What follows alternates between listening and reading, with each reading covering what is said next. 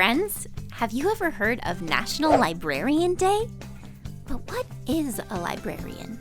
A librarian is someone who has studied library or information science and works in some kind of library to help people discover new information. There are all different types of libraries, which means there are all different types of librarians. You might be familiar with your school's library or your city's public library.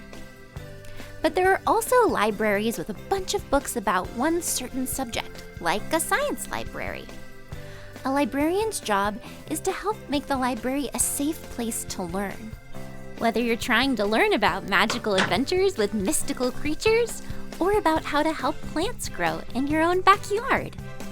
You can celebrate this holiday by visiting your favorite library and thanking a librarian for their great work. Happy National Librarian Day!